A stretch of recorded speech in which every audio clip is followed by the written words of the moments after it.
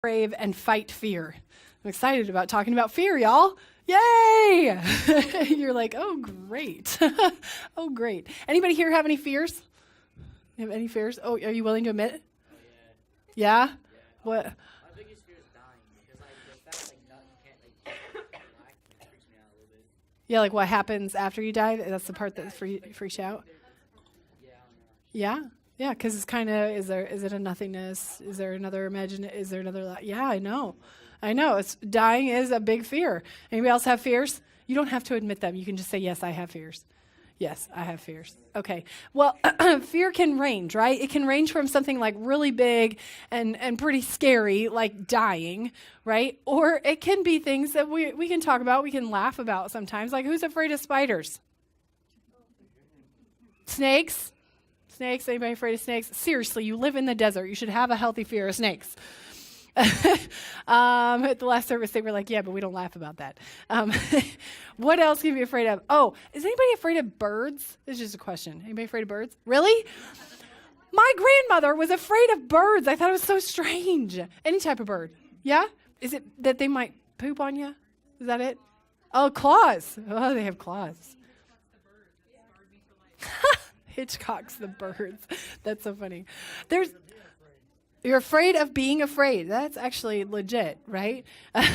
Because fear has all kinds of power, right? And so there's all different ranges of fears and things that we can be afraid of. There's the stuff that's sort of like a momentary, fleeting sort of fear. There's also things that are with you for a season, maybe in your life. You're afraid of certain things. But there are things that can be so devastatingly fearful that it feels like you're being turned inside out. So I feel like my life, a story that happened to me that almost directly reflects the scripture reading for today. So we moved to Queen Creek the summer of 2014. And this happened like not long after that. I remember the weather outside was still warm, so I'm guessing this was somewhere around September, which means that my daughter was 4.5 and Graham was 2.5. And Graham, you've probably heard a lot about this if you talk to either Paul or I. Taylor babysat for us, so she's very familiar. Graham wakes up early, y'all. Like really, really early. Not so much now, he's gotten better, but most of his life, he's like a 4 a.m., 4:30 a.m. every day, okay? Every day. There's no respect for weekends, let me tell you. Every day. So Paul and I would try and switch off and like give each other a little bit of sleep-in time. So this particular Saturday, I got up with Graham, I don't know, 4:30, some really ridiculously early hour. Like sun not even up in summer, ridiculous early hour. And I was letting Paul sleep in. Now, it's not so bad. It's not so bad. Once you get a cup of coffee and, it's good time. We spend time one-on-one with Graham. So, we play cars, we build train tracks, we did a whole 9 yards. So we had spent a good at least hour and a half together by the time that Margaret got up. And so on this morning, Margaret got up, and I could tell as she wandered down the hall that this was one of those days when she might need just a little extra help, getting the day off to a good start. You know what I'm talking about?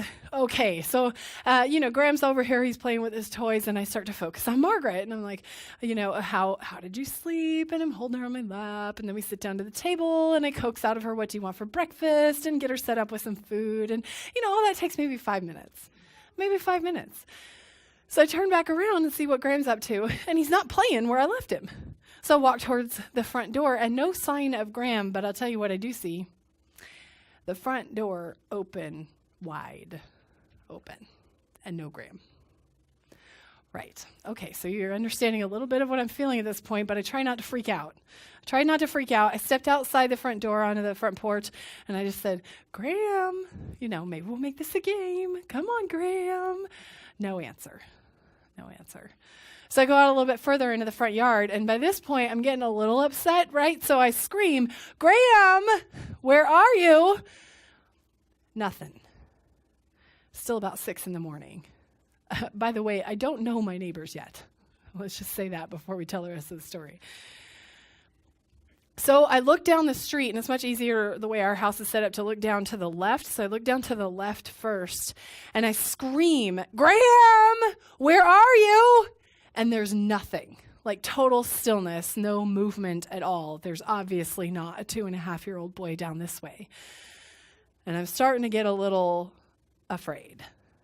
And I turn to the right to look down the other side of the street. It's a little bit difficult because that's where our cars are parked, so I got to walk out around the cars. And as I kind of curve off the end of the minivan, the fear sort of sets into my belly, and I let out as loud as I can, "Graham, where are you?"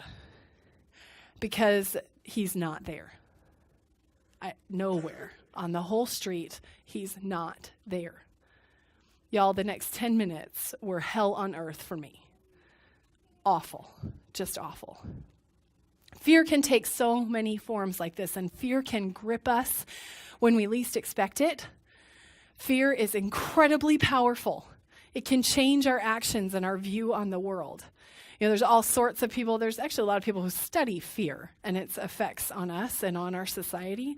And so I looked up some of these stats of what do we fear? What exactly do we fear in the U.S.? And so these are 2015 stats. They made this great little graphic. Anybody seen the movie Inside Out? I figure this crowd probably has several times. Look at that. They made you a nice little fear island, if you will. Yeah. So on this fear island, they sort of divide out the different things that we're afraid of, like crime, everything that comes with it, personal anxieties, such as like tight spaces or speaking in public. Some people would rather die than speak in public, by the way. Judgment of others, fearing what other people think of you. What about environmental fears, like global warming, that sort of thing? Daily life, romantic rejection, or ridicule, people making fun of you. Or even just talking to strangers. That little creeping fear when you're like, oh, I have to go introduce myself to the new guy at work. Oh, my gosh. Or the new person at church. Oh, my goodness. Anxiety. Fearful. Technology. The last service they laughed about that one. Fear of technology, right? Actually, what they mean in this study is fear of, like cyber terrorism, that sort of thing, that sort of fear of technology. Okay, natural disasters, we got that one. Personal future, like dying, being sick, your own, running out of money or not being employed, those kinds of fears. Man-made disasters like terrorism, bioterrorism, nuclear attacks, that sort of thing. And the last one, my favorite, government. Fear of the government. Okay. And so actually, a couple of studies went through and ranked these different fears. This one ranks like how much people fear each thing out of a score of 4. So actually, this would make you think that people are really not that fearful. But most of all, they were afraid of man-made disasters. That's the like nuclear attacks, bioterrorism thing. Even more so than technology or government. But the next one is our top 10 fears of 2015. This one I found quite interesting. You see how everything, I know it's hard to read from where you're sitting, but you see how most of them are kind of on the same level? Like we're afraid of all those other things about equally. That first one, though, that 58% of people said that they are most afraid of is corruption of government officials. That's interesting. So we have a lack of trust in other people. That's what that indicated to me. Some fear is good. Some fear is good. Like, for instance, fear that you have when you're driving down the road and a car is coming towards you at incredible speed and kind of driving erratically. You get fear at that point, and it makes you act in certain ways, right? So you might pull over, you might avoid that car. Fear can be good. It can influence us to act in ways that really, keep us alive, right? Fear can be a good thing, but it's incredibly powerful, and I think all too often, fear is used as a tool to make us act in certain ways. Fear can be very manipulative, especially if we act all the time out of fear. Has anyone seen the movie Scrooged? That Christmas movie with Bill Murray? Yeah, Scrooged. He's a TV executive in that movie, and it is his big goal at Christmas time to get everybody to watch their Christmas Eve special. It's like a live taping of Scrooged. He's like, don't stay home. Don't spend time with your family. Don't go out to church. Don't do any of that stuff. You must stay home and watch this Christmas special. So he puts forth this promo that he's going to put online, and now this is the extreme. This is our example of the extreme uses and manipulation of the fear emotion. So I want you to practice rolling your eyes before we watch it. You ready? Oh, Some of you are like, I don't need to practice. I do that all the time. Okay. let's watch the I video. am the youngest president in the history of television for a reason. I know the people.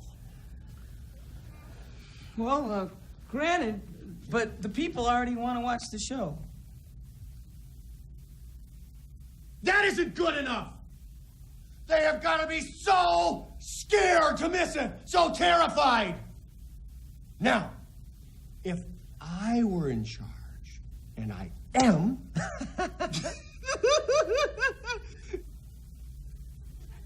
perhaps I can help you. Here's the kind of thing I would have done. Grace, cue it up.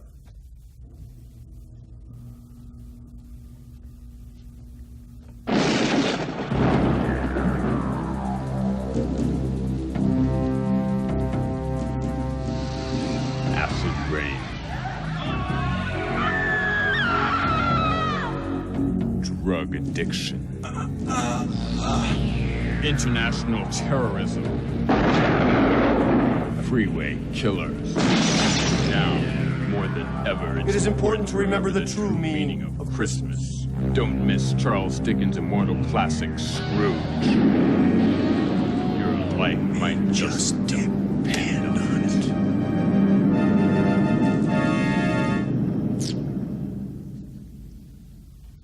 Not bad, huh? Your life just might depend on it. Don't you feel like there's so many things that use that line now?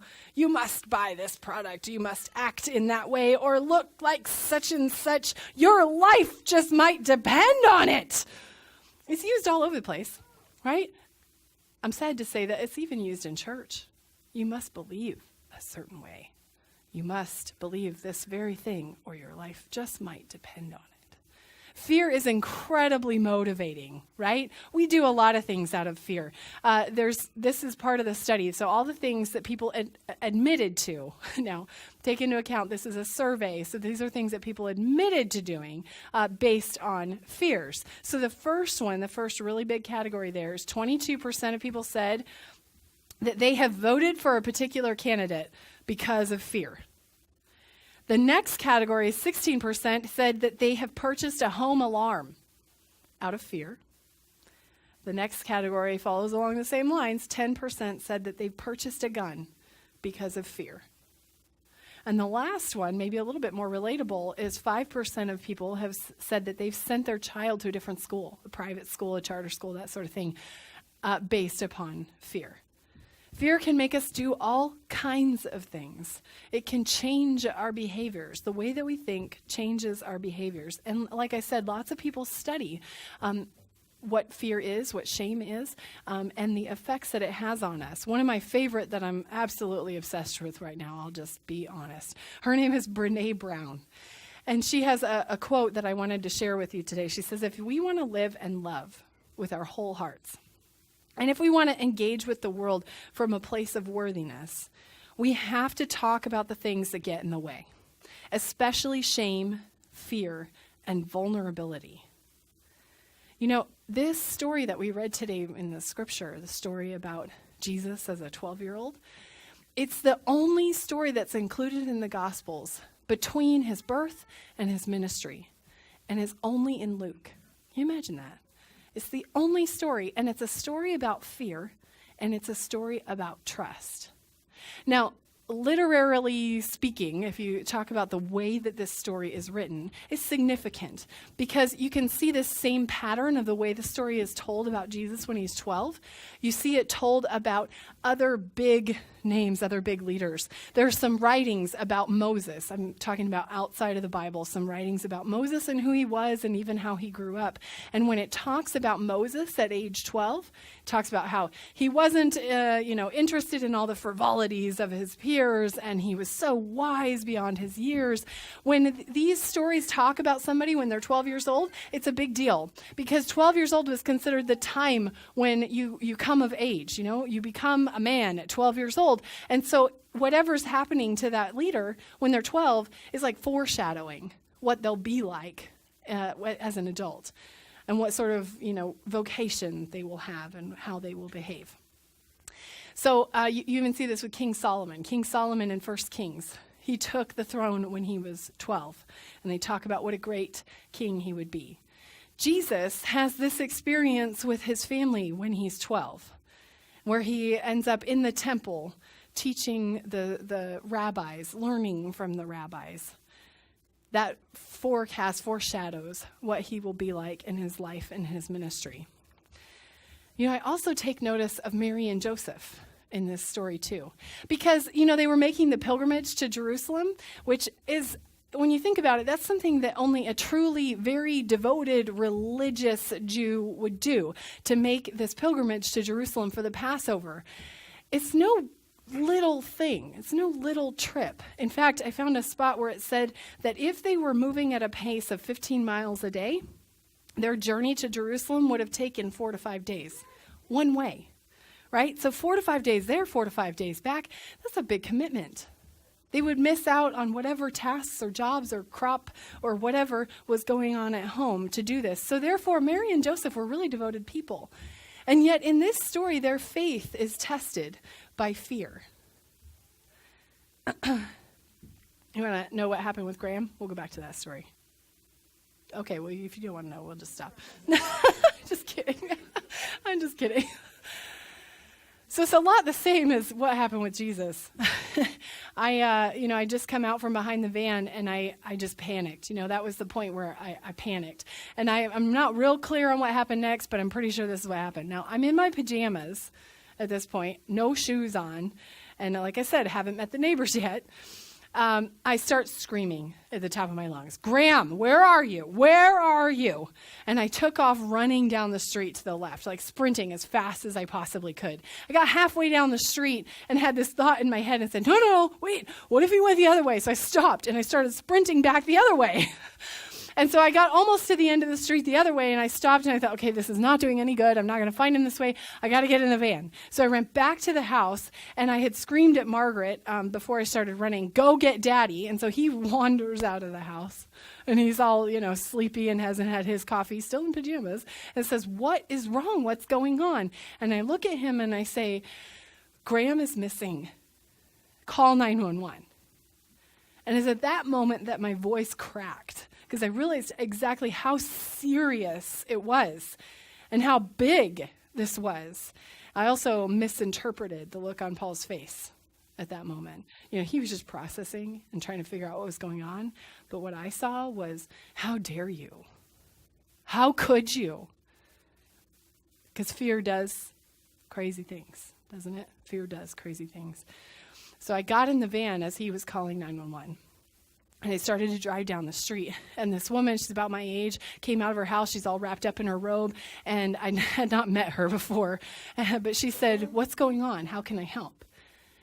And I looked at her and I said, "My 2.5-year-old is missing. And I'm going to look for him." And there was a gaggle of bicycles on her front porch. And I could see by the change in her face that she had just gone into Mama Bear mode too. And she said, "I'm coming. I'll help." I turned the corner in our neighborhood, and I saw the most beautiful sight I've ever seen. There was this man I'd never met before who's walking down the sidewalk, and in his hand is my 2.5-year-old's hand, and he's safe. And the reunion was everything you can imagine. Tears everywhere, minivan in the middle of the road, and picked him up like I'd never let him go again. And at the same time, I'm trying to hug this perfect stranger, poor guy. But we got home, and I tried to talk to Graham about what had happened. I said, "Why did you do that? Just like Mary and Joseph, how could you do that? Where did you go? What were you thinking?" And he just looked at me with this look on his face like, "I didn't know you were afraid. Why were you afraid?" "I just went for a walk." He really said that. "I just went for a walk." Oh, for goodness sake. We feel fear at all kinds of critical moments, don't we? I think that there are lots of moments in Jesus' life, you can read about them in Scripture, there are all these moments where Jesus felt fear. We know that Jesus was fully human and fully divine. What would be the point if God came to earth and lived in this life and yet never felt the same emotions that we do. So for that reason, I do believe that Jesus felt fear at all these critical moments in his story, in his ministry, in his life, and yes, even at the crucifixion, felt fear. And yet, Jesus never decided to act out of fear. That's what we're called to. In the next few weeks, we're going to talk about all kinds of big things. All kinds of big things that plague our lives that we can relate to one another about because we all feel fear. We'll talk about fearing those people that we don't know who are kind of the other from us. We'll talk about fearing the future. We'll talk about fearing our own mortality. We'll talk about fearing the changes in the world. All of that. But I pray that we always respond with courage. Because while fear is incredibly powerful and is contagious, yeah, so is courage. Courage is contagious as well. We go forward encouraging one another, listening to the words of Christ, and I encourage you to be brave. We'll continue our time of worship through the giving of our tithes and offerings.